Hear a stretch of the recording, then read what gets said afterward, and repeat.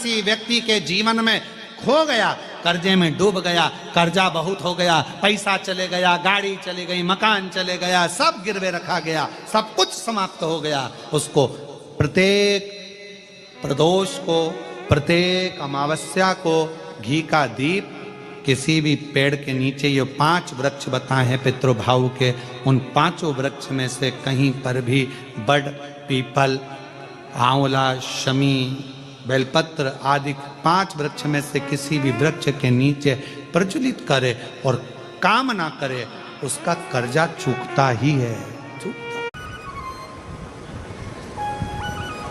पितृदोष हो, सर्पदोष हो, कैसा भी दोष हो, शंकर भगवान के शिवलिंग का मात्र स्पर्श कर लेने पर, जल का पात्र चढ़ाया, स्पर्श कर लिया, जल का लोटा चढ़ाया, स्पर्श कर लिया, मात्र शिवलिंग का स्पर्श मात्र से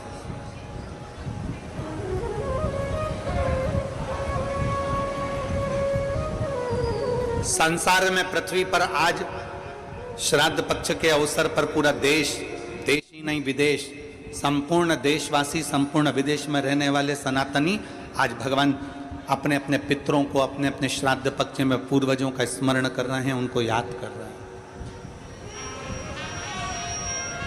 पितरों को याद किया जा रहा है, पितरों का स्मरण किया जा रहा है, पितरों को पूछा जा रहा है।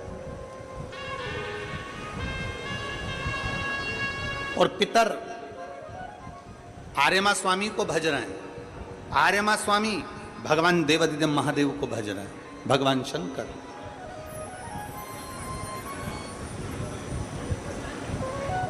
शिव महापुराण की कथा कहती है, आप जब 1 लोटा जल भगवान शंकर को समर्पित करते हो, जब आप 1 लोटा जल भगवान शिव को समर्पित करते हो, उस समय भगवान शंकर को जल चढ़ाते समय आपके पूर्वज, आपके पितर, आपके आहूत, आपके वासुक, जो भी आपके हैं, वो सब आकर अपना अपना भाग, जल भाग प्राप्त कर लेते हैं, अपना अपना भाग ले लेते हैं।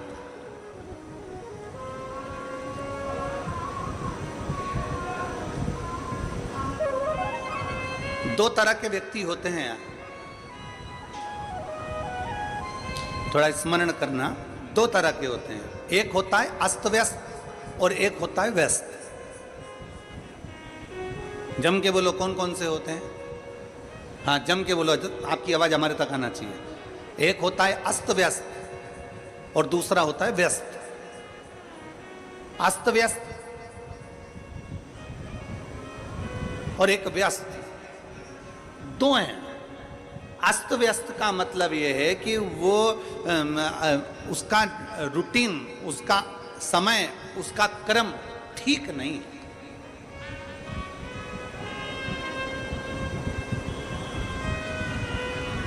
व्यस्त होना एक अलग बात है और अस्त व्यस्त होना एक अलग बात है।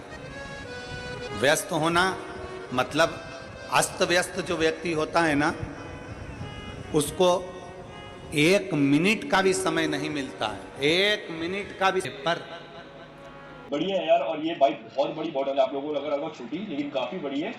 ज्यादा वीआईपी कोई नहीं है, ना धन, ना दौलत, ना संपदा, ना बुद्धि। आपसे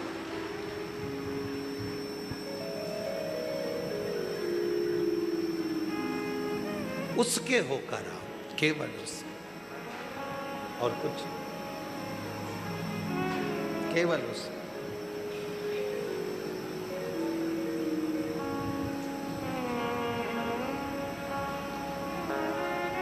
तेरे दरबार की बाबा निराली शान देगी, तेरे दरबार की बाबा निराली शान देगी। तुझे देते नहीं देखा पर झोली तुझे देते नहीं देखा पर झोली भरी देखी। मुख दुनिया मोड़ेगी बाबा, तू मुखेड़ा ना मोड़े। मुख दुनिया मोड़ेगी बाबा नामो मेनू लगी बड़ी दीनो बातुए मेनो हम उसके होकर आए।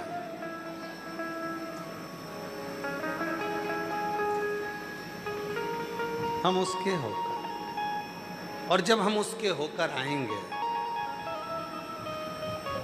तो जीवन का सारा सुख आपके पल्लू में होगा, आपकी झोली में होगा। जब हम उसके होकर आए, हम उसके हो जाए।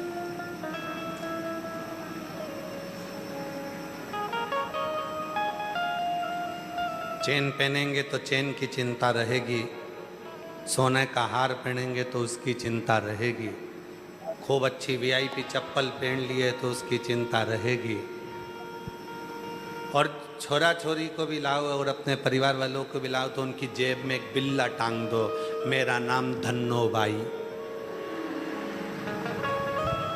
मैं इंदौर से आई, एक बैग एक जोड़ी चप्पल लाई, स्कीम नंबर 71 से आई।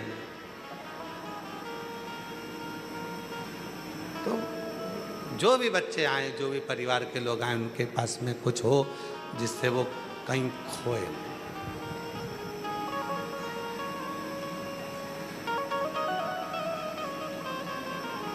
अभी कल की बात है, एक माता जी की 4 दिन से अनाउंसमेंट हो रहा, तो हमने पूछा कार्यालय में, जरा ये माता जी का रोज रोज अनाउंसमेंट होता है, बिमला देवी, तो के ये मिली कि नहीं मिली, तो के मिल गई, फिर क्यों अनाउंसमेंट होता है, तो बिमला देवी का फिर कल अनाउंसमेंट करवाया, तो हमने उससे मिलकर पूछा क्यों तुम रोज रोज अनाउंसमेंट करवाती हो, रोज खो जाती हो, कि नहीं हमारा नाम आज तक माइक पे कोई नहीं बोला, इसलिए हम अपना नाम बार बार बोल। तो कि तुमको कुछ नहीं लगता, तो कि हमारे बाप का घर है, उसमें क्या दिक्कत है, सबको मालूम पड़ना चाहिए बिमला देवी कौन है। तुमने कहा ऐसे मालूम थोड़ी ना पड़ता कि बिमला देवी कौन है। भाई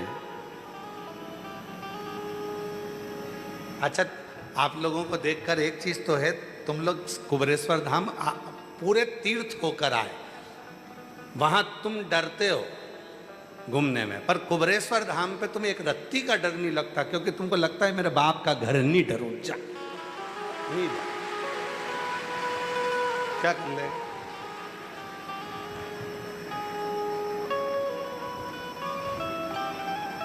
भय से मुक्त हो, और मेरा ओघड़दानी यही चाहता है, जिंदगी के मोड़ पर जहाँ जहाँ तकलीफ आए, जहाँ जहाँ कष्ट आए, वहाँ उसको याद करना, बाबा आएगा, बस उसको याद किया, समझ लेना भय मुक्त हो गए, और शिव कृपा करना प्रारंभ कर।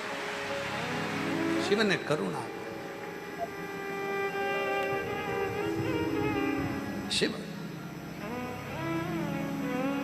हल्के हो, अपने भीतर से, मन से सब काम, आसक्ति, वासना, तृष्णा, ये सब समाप्त हो।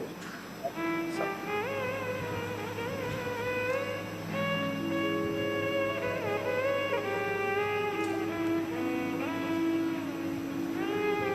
इस मन को स्थिर करें, मन को स्थिर।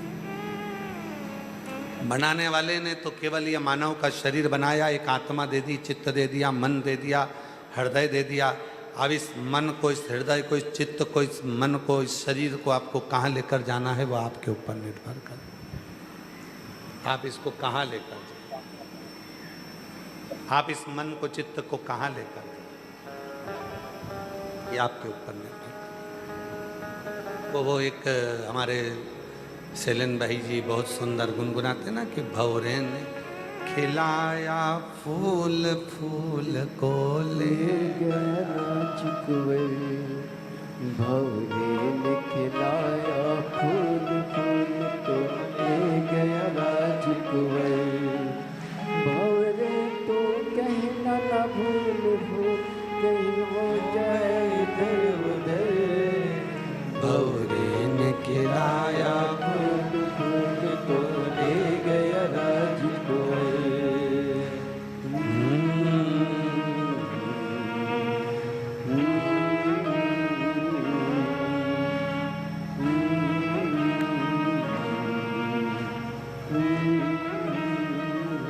ये आत्मरूपी जो पुष्प मिला है, ये मन मिला है, ये चित्त मिली है। शिवाय नमस्तुभ्यं। सुबह के समय 2 मिनट 5 मिनट या रात्रि को सोने से पहले 5 या 7 मिनट सुन लिया करो, सुनो, श्रवण करो, उतारो उसको।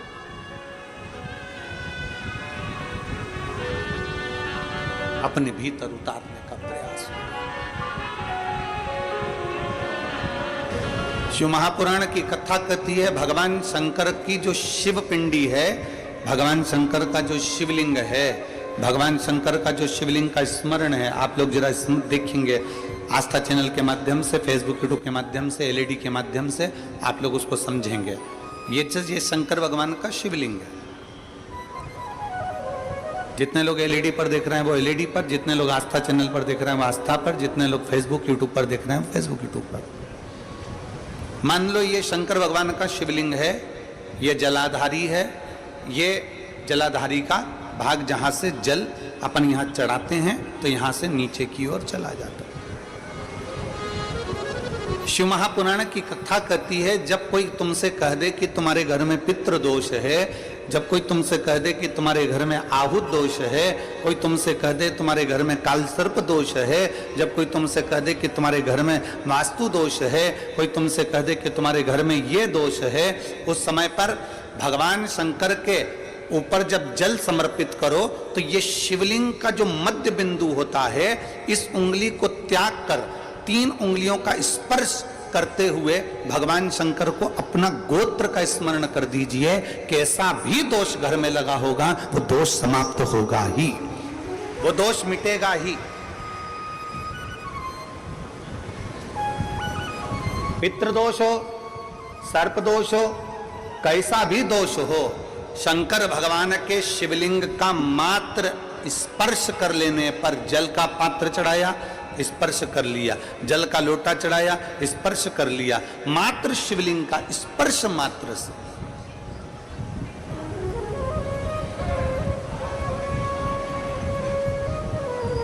संसार में पृथ्वी पर आज श्राद्ध पक्ष के अवसर पर पूरा देश, देश ही नहीं विदेश, संपूर्ण देशवासी, संपूर्ण विदेश में रहने वाले सनातनी आज भगवान अपने अपने पितरों को, अपने अपने श्राद्ध पक्ष में पूर्वजों का स्मरण कर रहे हैं, उनको याद कर रहे हैं। पितरों को याद किया जा रहा है, पितरों का स्मरण किया जा रहा है, पितरों को पूछा जा रहा है। जुगनी उड़ी नए नए बन लिए। पितरों को याद किया जा रहा है, पितरों का स्मरण किया जा रहा है, पितरों को पूछा जा रहा है।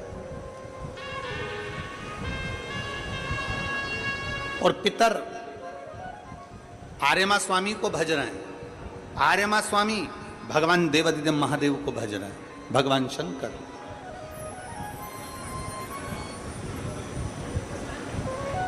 शिव महापुराण की कथा कहती है आप जब 1 लोटा जल भगवान शंकर को समर्पित करते हो, जब आप 1 लोटा जल भगवान शिव को समर्पित करते हो, उस समय भगवान शंकर को जल चढ़ाते समय आपके पूर्वज, आपके पितर, आपके आहूत, आपके वासुक, जो भी आपके हैं, वो सब आकर अपना अपना भाग, जल भाग प्राप्त कर लेते हैं, अपना अपना भाग ले लेते हैं।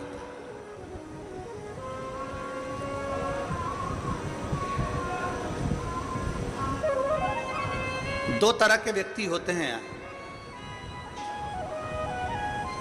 थोड़ा स्मरण करना, 2 तरह के होते हैं। एक होता है अस्त व्यस्त और एक होता है व्यस्त।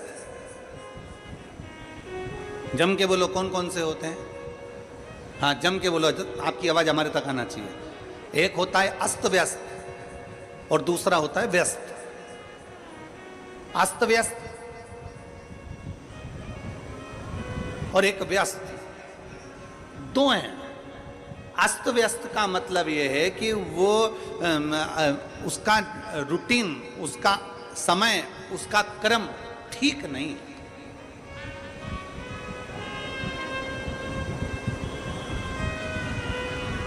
व्यस्त होना एक अलग बात है और अस्त व्यस्त होना एक अलग बात है। व्यस्त होना मतलब अस्त व्यस्त जो व्यक्ति होता है ना, उसको 1 मिनट का भी समय नहीं मिलता है। 1 मिनट का भी समय नहीं मिलता अगर अस्त व्यस्त व्यक्ति है। एक व्यस्त अगर व्यक्ति है ना, कोई कहता है कि व्यस्त है ना, तो वो अपनी व्यस्त जिंदगी में थोड़ा समय निकाल लेगा, भजन भी कर लेगा, काम भी कर लेगा, पत्नी से, बच्चों से, कुटुंब से, कबीले से, नातों से, रिश्तों से, सबको साथ कर चलेगा, सबको लेकर चलेगा।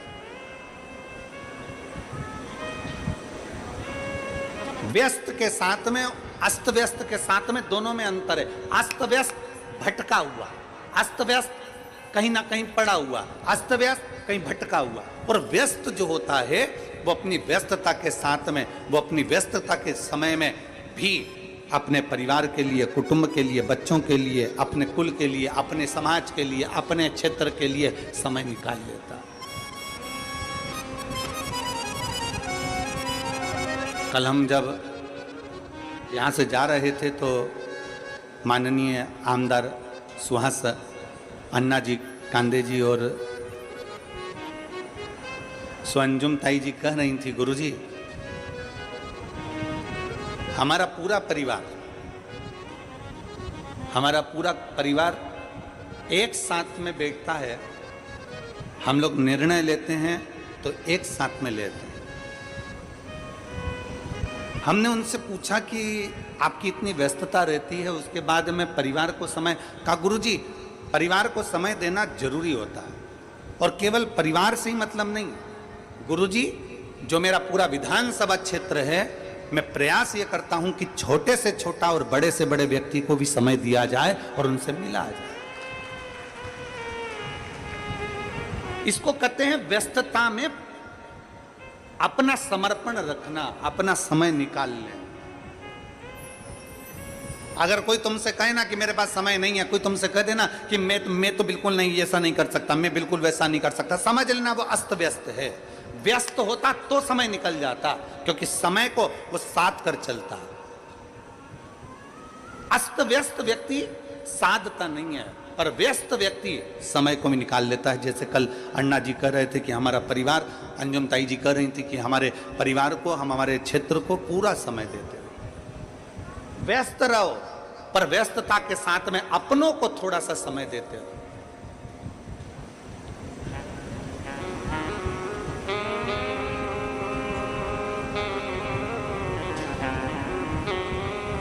हम आप सबसे कहेंगे, कई बार अनायास का भी कोई फल होता है। एक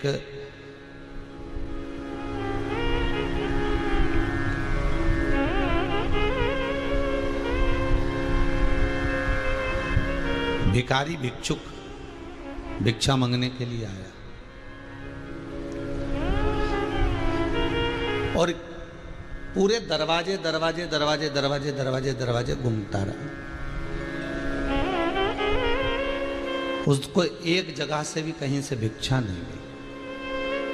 कितना टूट गया होगा वो, कितना मन दुखा होगा कि आज मैं भूखा रह गया, आज मुझे बहुत भूख लग रही है और कहीं से भिक्षा नहीं मिल रही है।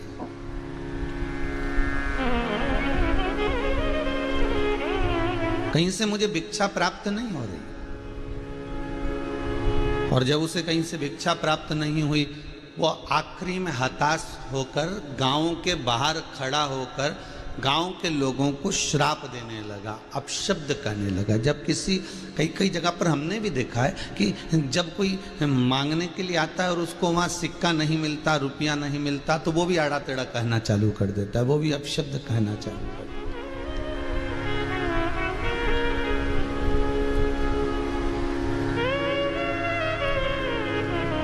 उसने मांगा और उसको नहीं मिला, और नहीं मिला तो उसने जब अपशब्द कहे, आड़ा टेढ़ा कहा, तो कई लोग कहते हैं महाराज जी हम जब गोवर्धन नाथ जी जाते हैं, हम जब कहीं जाते हैं और काशी जाते हैं या हम तीर्थ करने जाते हैं, और कई लोग हमको जिसको दान देना है हम तो दे देते हैं, हम जिसको पुण्य करना चाहते हैं उसको तो कर देते हैं, पर कई लोग ऐसे होते हैं जो बिल्कुल पीछे ही पकड़ लेते हैं, नहीं देना ही पड़ेगा, तुम तो देओ सरी, तुम्हें तो देना ही है, फिर वो कसम भी दे देते हैं। कई लोग तो ऐसे होते हैं जो पीछे ही पकड़ लेते।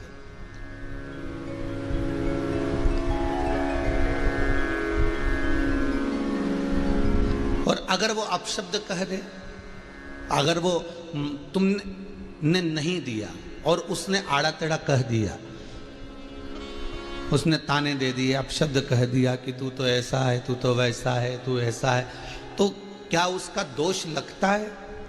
शिव महापुराण की कथा कहती है आपके पास में है और आप अपनी सामर्थ्यता से दान कर चुके हैं, आप अपनी सामर्थ्यता से यदि दे चुके हैं, आप अपनी सामर्थ्यता से यदि कईयों को आपने दे दिया और कोई छूट भी गया तो उसका दोष नहीं।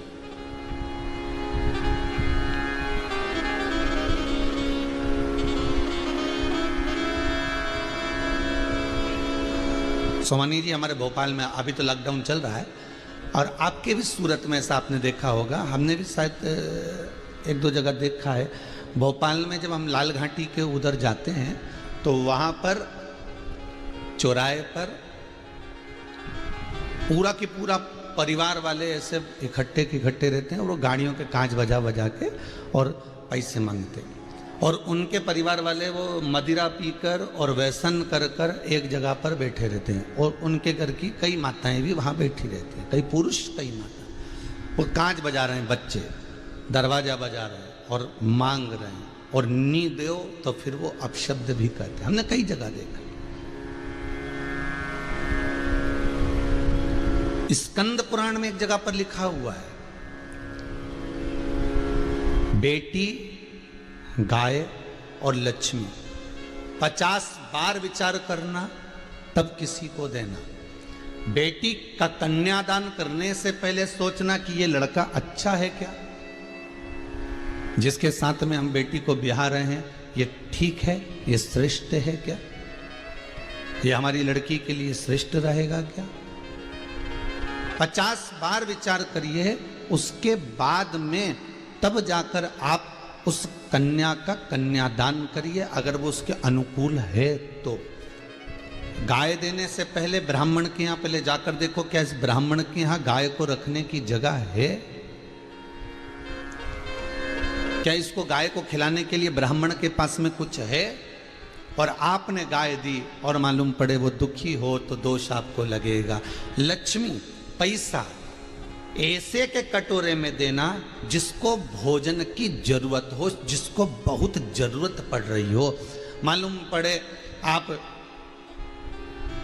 ट्रेन में सफर कर रहे हो और कोई बच्चा आ गया और उसने अपने तन का कपड़ा उतारा और पोछा लगाने लगा, लगाते लगाते तन के कपड़े का पोछा लगाकर तुम्हारे हाथ आगे हाथ फैलाया, तुमने 1 रुपया दे दिया। वो अगले स्टेशन पर उतरा, उसने सूंघने का कोई सामान ले लिया, नाक से सूंघ सूंघ कर व्यसन की कोई वस्तु ऐसी ले ली, नशे का कोई सामान ऐसा ले लिया जिसको सूंघ सूंघ कर वो कहीं मर गया। उसके मरने में 1 रुपया तुम्हारा लगा है तो तुमको भी भोगना पड़ेगा।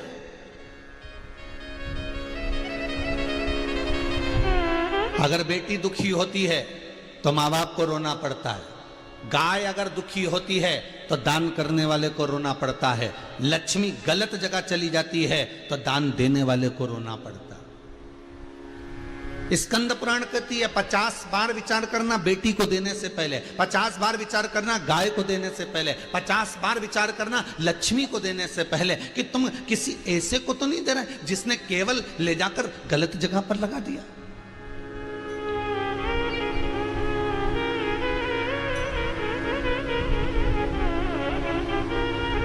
तुम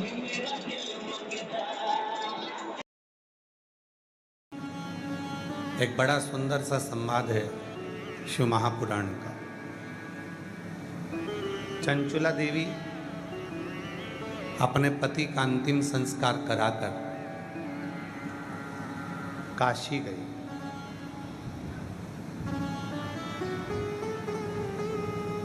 चंचुला देवी ने यह सुन रखा था, चंचुला देवी के मन में यह भाव आ गया था कि मैं वेधव्य हो गई, पति चले गए। आंखों में नीर भरी थी, जल रो रही थी, पति गए।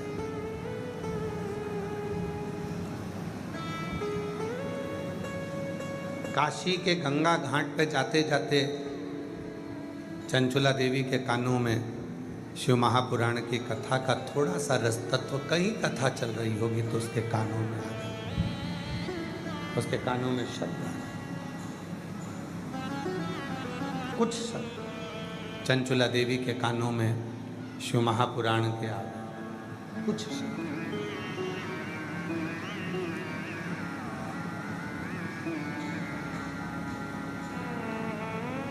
चंचुला देवी के मन में विश्वास जाग गया, अब मैं वेदव्य नहीं हूं। अगर मैंने शंकर भगवान की साधना करी है, शिव की उपासना करी है, तो ये पक्का है कि मैं मरने से पहले अखंड सौभाग्यवती होकर अपने पति के लोक में चली जाऊंगी, अपने पति के। विश्वास, भरोसा, दृढ़ता उसके अंतर्गत आ गया, विश्वास जागृत हो गया उसका।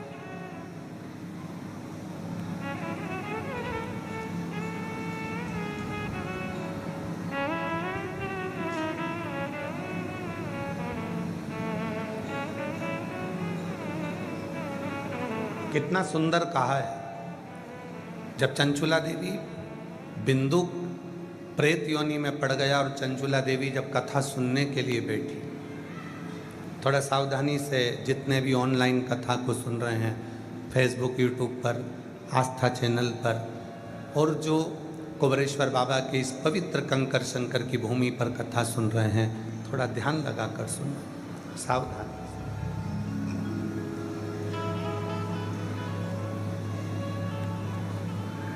चंचुला देवी पति प्रेत योनि में पड़ा हुआ है और चंचुला देवी तुमरुका जी के मुख से कथा सुनने के लिए बैठी, हाथ जोड़े उसने, नमन किया। तुमरुका जी ने मन में विचार करा कि चंचुला देवी के मुख से कोई शब्द नहीं निकल रहा, मौन है, चुप। क्या बात है चंचुला, तुम कुछ पूछ नहीं रही हो, तुम कुछ बोल नहीं रही हो, क्या हुआ? चंचुला देवी बस हाथ जोड़कर नेत्र बंद कर कर मौन होकर बैठ गई।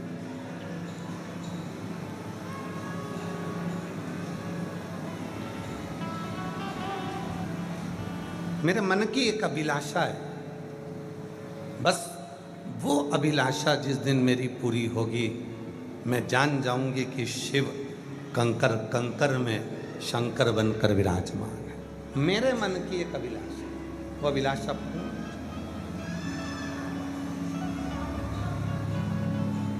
तुमरुका जी ने, भगवान देवाधिदेव महादेव जब शिव महापुराण के यजमान बनकर बैठे, पाटीदार जी शिव पुराण में लिखा है, भागवत कथा के यजमान थे राजा परीक्षित, श्री रामचरितमानस के यजमान थे काशी नरेश, पर दुनिया की सारी पुराणों में केवल एक पुराण ऐसी है, शिव महापुराण, जिसका यजमान बना भी तो मेरा देवाधिदेव महादेव बना है, भगवान शिव। इसलिए पाटीदार जी 7 दिन तक जो यजमान बनकर बैठता है, हम उसको शंकर और पार्वती का ही स्वरूप मानते हैं। कहीं शिव जी ने कृपा कर कर आपको इस कथा का यजमान पद देकर विराजमान करा, और भगवान से प्रार्थना करना, जितने भी यहाँ पर बैठे हो और जितने ऑनलाइन कथा को सुन रहे हो, फेसबुक यूट्यूब पर सुन रहे हो, आस्था चैनल पर सुन रहे हो, बाबा से आज कथा के मध्य में ये प्रार्थना करना कि तुम मुझको ऐसी कृपा करना कि एक दिन मैं भी कथा का यजमान बनूं और जिस पर भी हो गई तेरी कृपा करुणा भवे पारुआ भवे पारुआ पापी हो चाहे जितना उसका भी बाबा उद्धार हुआ उद्धार हुआ। गिद्ध गणिका जैसे तेरे मन को भाई जरा सी हम पर कर दो जरा सी हम पर कर दो। तेरी कृपा का क्या है भरोसा कब किस पर हो जाए जरा सी हम पर कर दो जरा सी हम पर कर दो। चंचुला देवी के मन में एक भाव था।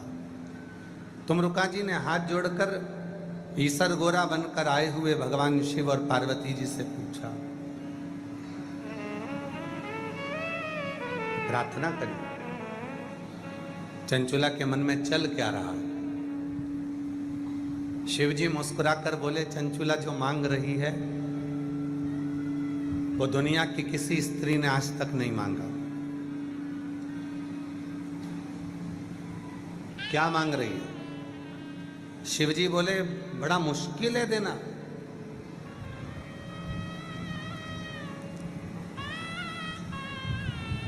जो चंचुला मांग रही है वो संसार की कोई स्त्री ने, कोई पुरुष ने आज तक नहीं मांगा, और इस अवस्था में आने के बाद तो कभी नहीं मांगा। तुमरुका जी ने पूछा कि आप बताओ, मुझे तो मालूम पड़े कि शिव महापुराण की कथा सुनने वाली चंचुला देवी आखिर मांग क्या रही। शंकर जी कहने लगे, विधि के विधान को पलटना पड़ेगा, ब्रह्मा के लेख को पलटना पड़ेगा, संसार की रीत को बदलना पड़ेगा जो चंचुला मांग रही है। तो भगवान तुमरुका जी ने पूछा, मांग क्या रही है? तो कहा, चंचुला मांग रही है, भले में बेधव्य हो गई, पर मैं जब प्राणों को त्यागूं तो पति लोक में रहूं और सतियों के तीर्थ में निवास करूं, बस ऐसी प्रार्थना।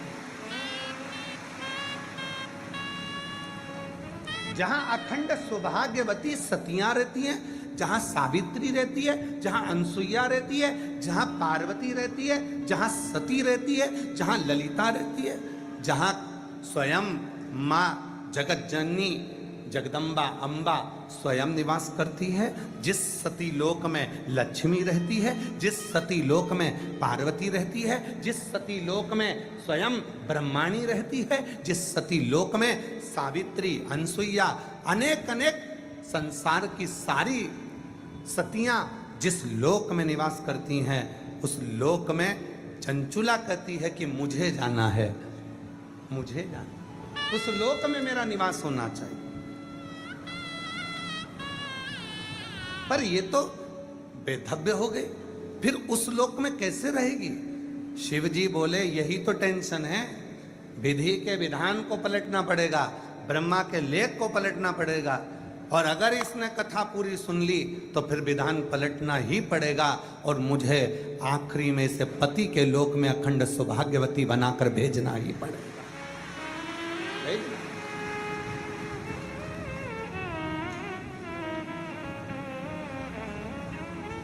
पूरी दुनिया में, पूरे संसार में, पूरे ब्रह्मांड में केवल और केवल एक शिव महापुराण की कथा ही एक ऐसी है कि कुंवारी कन्या सुने, सौभाग्यवती नारी सुने, चाहे वैधव्य नारी सुने, चाहे बच्चा सुने, चाहे बूढ़ा सुने, चाहे गर्भवती नारी सुने, चाहे कोई पलंग पर पड़ा है वो भी सुने, और उसके हृदय में जो कामना होती है वो कामना उसकी पूर्ण जरूर होती है। ये शिव महापुराण का प्रताप।